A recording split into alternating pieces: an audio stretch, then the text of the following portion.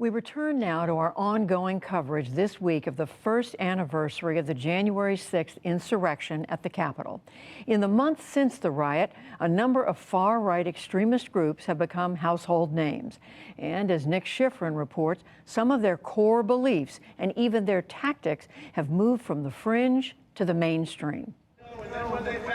On January 6th, in a sea of thousands of Trump supporters, members of the far-right group the Proud Boys descended on the National Mall. Among them, Matthew Green, who just a month earlier had joined the Central New York chapter. Law enforcement officials say Green and other Proud Boys, seen wearing earpieces, were among the first to barge through the police line. Last month, Green became the first Proud Boy to plead guilty to conspiracy, and he's cooperating with federal authorities who are attempting to untangle a complex web of planning and coordination. I think you'd have to be naive to fail to understand how organized these groups were. Michael German is a retired FBI special agent who focused on domestic terrorism.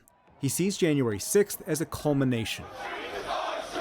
Years of activity, from the deadly 2017 white supremacist rally in Charlottesville, Virginia, to violent post-election protests in November 2020 that convinced these groups they could act with impunity. These groups were increasingly emboldened to publicly announce their intention to commit violence at a public rally, commit violence at the public rally, walk away despite this criminal activity occurring in plain view. That created an atmosphere where they believed not just that they were going to get away with engaging in violence, but it was actually encouraged by law enforcement. Law enforcement has cast a wide net, charging more than 700 rioters, including dozens from right-wing groups, the Proud Boys, Oath Keepers, and Three Percenters. But the majority of those are not for violent acts such as assault. The Justice Department's efforts seem to front-load people who were involved in the least egregious conduct. There were hundreds, if not thousands, of people engaging in violence against police officers. That should have been the primary focus, because many of those people still have yet to be charged and are out in the community, still able to organize, still able to attend events.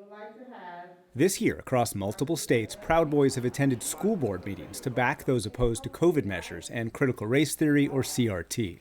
Anytime that there is a contentious issue, such as the mask mandate or CRT in our schools or forced vaccinations of our children, you're going to see more Proud Boys. ProPublica reports at least 10 sitting state lawmakers are members of the militia group the Oath Keepers.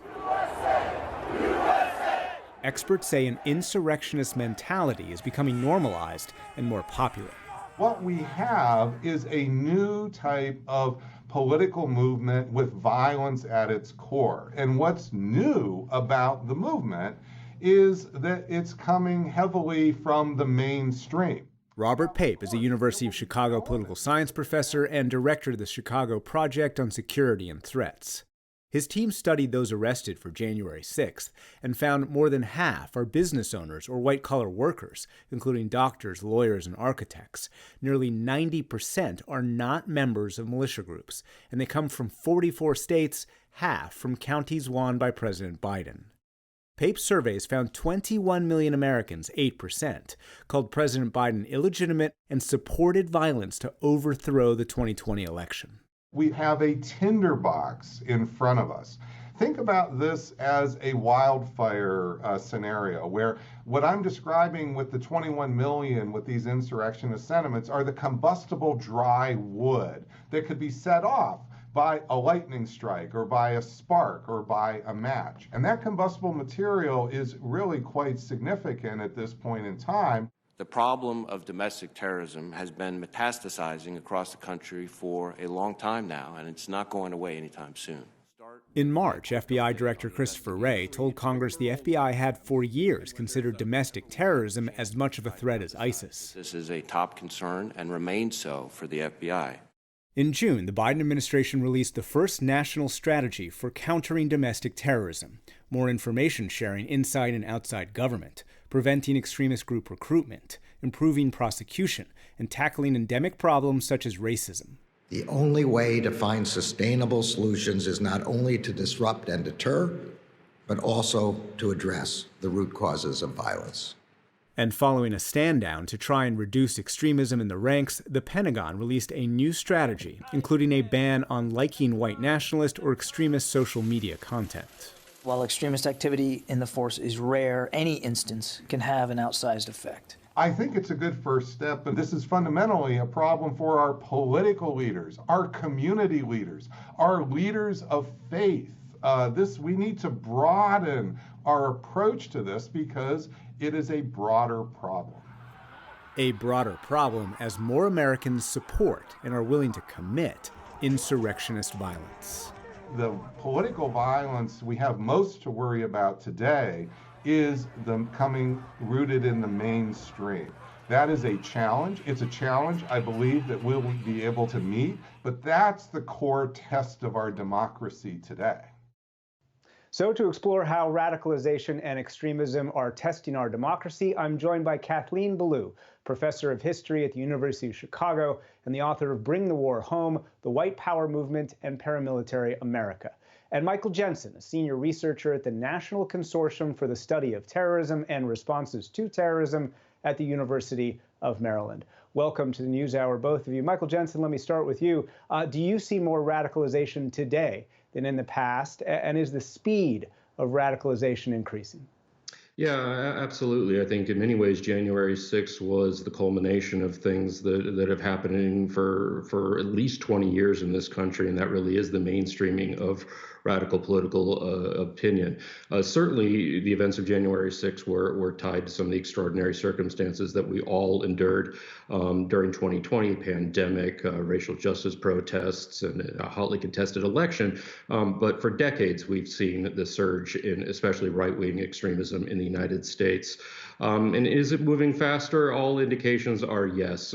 This is something that primarily happens now online on social media, and social media is a hyper-mobilizing environment. It's a 24/7 echo chamber where individuals hear these views and are mobilized to act, so it absolutely is moving much faster today than in the past. Kathleen Belew, the mainstreaming of radicalization, how are you seeing that into politics as well? I think this is the critical question. We know that one stream of activism that took us to January 6th was the white power and militant right groups that have been active in our country since the late 1970s. But the big question is how they are able to recruit and radicalize from the other groups of people who were there that day.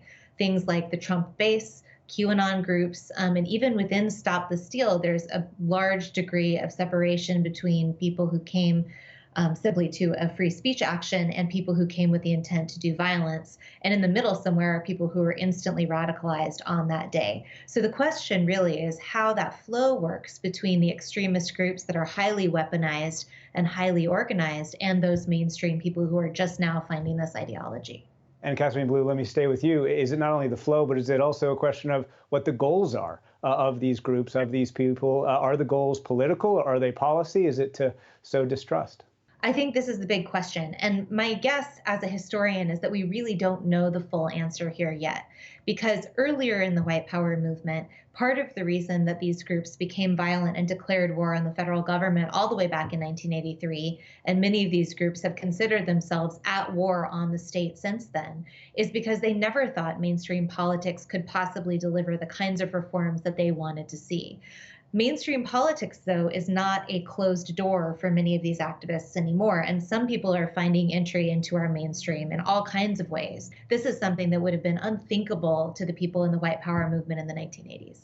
Michael Jensen, let me take us back to 2020 for a second and a point you were making about what led to January 6th. We had unprecedented isolation thanks to COVID lockdowns, people spending a lot of time online. Then in the summer of 2020, widespread Black Lives Matter protests, and President Trump painting the election as an existential threat. We are now in the process of defeating the radical left, the Marxists, the anarchists, the agitators, the looters, and people who, in many instances, have absolutely no clue what they are doing. How did that rhetoric and those variables help lead to January 6th?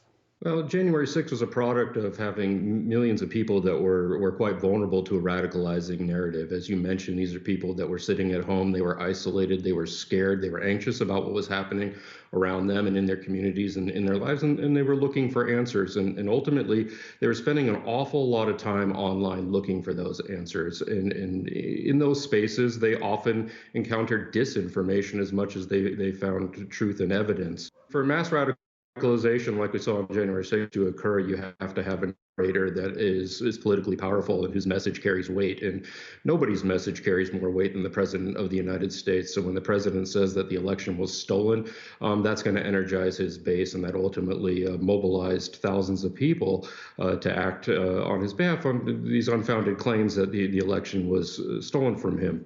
Kathleen Belew, let's fast forward to today and look at the two strategies that we've seen from the Biden administration. The Pentagon trying to tackle recruitment of active duty, but also veterans by extremist groups, and also the Biden administration with a counter domestic terrorism strategy, the first ever. What do you think of those efforts so far? These are both very positive steps in the right direction. The DoD policy is particularly noteworthy because since the mid-1980s, the Pentagon has been trying to prohibit what it called active participation in extremist groups, but it did not define what active participation was or what an extremist group was. This new policy defines both of them, and the definition is broad enough that I think it would have limited several of the people who were involved on January 6th.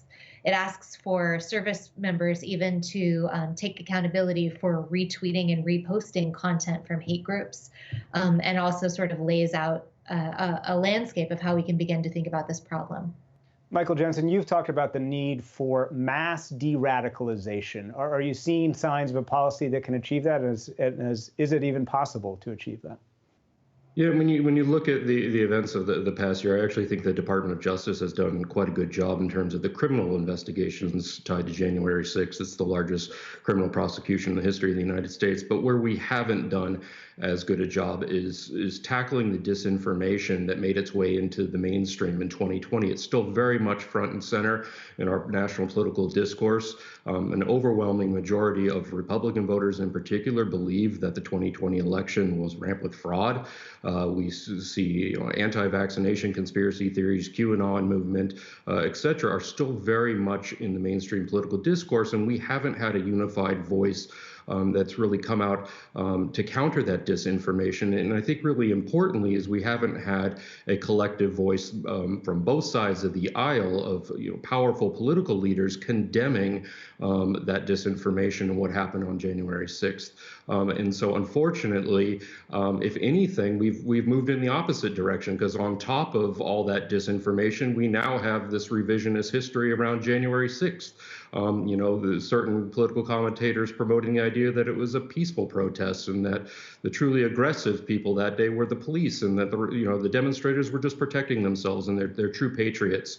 And so now we have this disinformation that's making its way into the mainstream on top of all the other disinformation that was there prior to January 6th. Michael Jensen, Kathleen Belew, thank you very much. Thank you.